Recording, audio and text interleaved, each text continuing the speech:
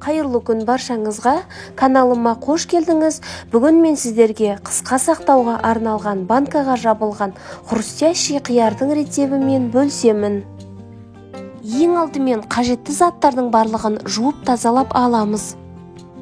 Ең алдымен қиярдың екі жағын кесіп, чеснок пен қызанақты да тазалап аламыз. Келесі кезекте банканың қақпақтарын ыстық суға қайнатып, банкаларды да 4-5 минуттай шайнекке немесе мантоваркаға стерилдеп аламыз. 2 литрлік банканы 3-4 минуттай стерилдеп алдым. Дайын болған банкаға 2-3 укроптың сабағын және де хрен жапырағын және де дәл осылай етіп барлық қиярларды салып шығамыз. Әрбір банкаға 2 немесе 3 жүзімнің жапырағы мен ең бетіне қызанақты саламыз. Және де осылармен қатар әрбір банкаға 2 тісше чеснокты салып, 7-8 қара бұрыштан салып, және де 3 лавровый жапырақтан саламыз. Қиярды банкаға жапқан кезде атылмас үшін барлығына кем дегенде 1 қызанақтан салып шықсаңыз, ол банкалар атылмайды. Қияр тұздайтын кезде міндетті түрде қиярды 4-5 сағатқа салқын суға салып қоямыз. Банкаға құятын ыстық су міндетті түрде сарқылдап қатты қайнауы қажет.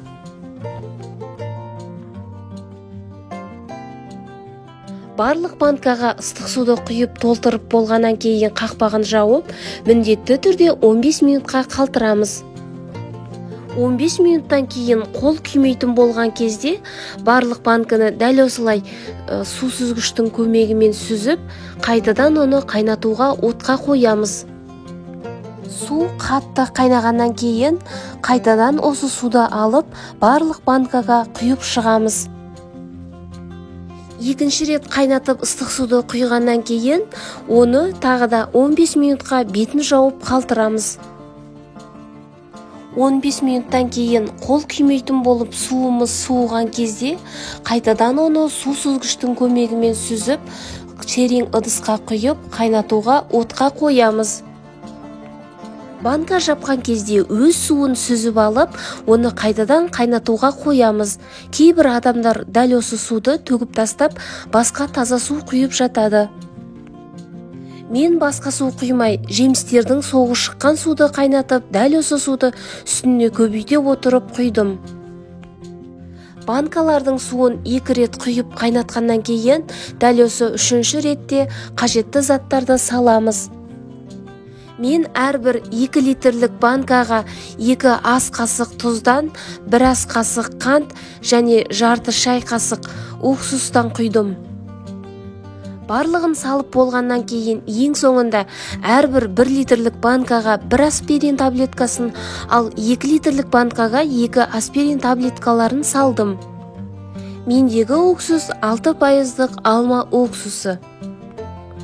Уксустың пайызына қарап, неғұрлым пайызы аз болса көбірек қосамыз.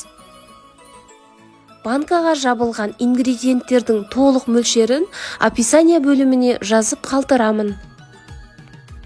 Толық қатты қайнаған суды барлық банкаларға бетіне жеткенше толықтай құйып, қақпақтарды жауып, банка жапқыштың көмегімен жауып шығамыз. Достар, қияр тұздаған кезде банка атылмаудың тағы бір құпиясы, әрбір банкаға кем дегенде 1 қызанақтан салсаңыз, ол банка мүлде атылмайды.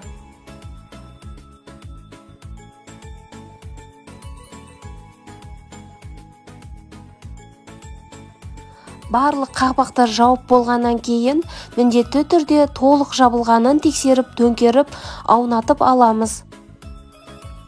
Дайын болған банкаларды бетін төңкеріп, жылы жерге бетін жауып, 1 тәулікке дәл осылай етіп қойып қоямыз.